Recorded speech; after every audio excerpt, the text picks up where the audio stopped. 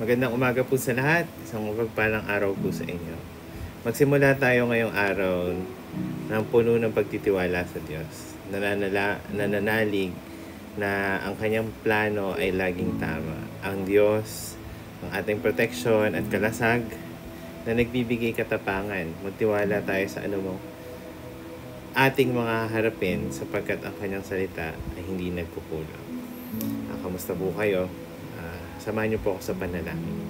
Panginoon, maraming salamat po sa umagang ito. Salamat, Panginoon, sa inyong kabutihan sa buhay namin.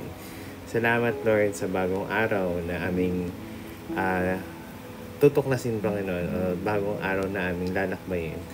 Tulungan niyo po kami, gabayin niyo po ang aming puso, buksan niyo po ang aming isipan sa inyong salita. Sa pangalan ni Jesus, Amen. Magandang umaga po sa inyong lahat. Ang pag-aaralan po natin ngayon ay manggagaling po sa Ikalawang Samuel, chapter 22, verse 31. No? Hayaan niyo pong basahin ko ito. Ang pamamaraan niyo, O Diyos, ay walang kamalian. Ang inyong mga salita ay maaasahan kay katulad ng isang kalasag sa mga naghahanap ng kaligtasan sa inyo. Salamat sa salita ng Panginoon. Kamusta po kayo? No? Ang title po ng ating devotion ngayon ay Ang Diyos na perpekto at tapat. No? Ang Diyos na perpekto at tapat. Yan. Simulan po natin.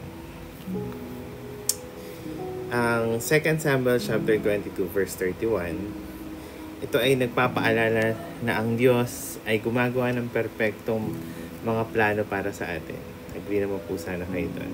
Ang kanyang mga pamamaraan na hindi kailanman nagkakamali at ang kanyang mga salita ay maaasahan. Maaaring may mga sitwasyon na hindi natin nauunawaan. Ngunit ang Diyos ay nananatiling tapat sa kanyang pangako. No? Padalimin po natin yung ibig sabihin nito. Ang Diyos ay parang kalasag na laging nandiyan para protektahan tayo sa mga laban ng buhay.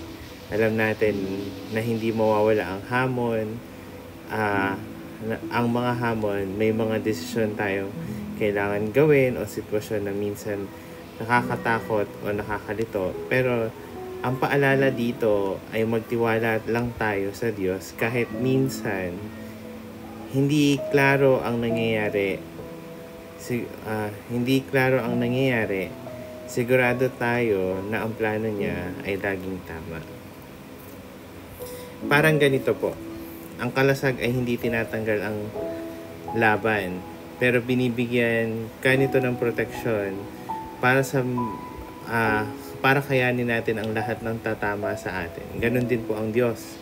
Hindi laging mawawala agad ang problema, pero kasama natin siya sa lahat ng pinagdadaanan natin. Kaya kung tatanungin po natin ang ating sarili, kaya mo bang magtiwala sa Diyos kahit na hindi mo pa alam ang magiging resulta? Handa ka bang sumunod kahit wala kang kasiguraduhan?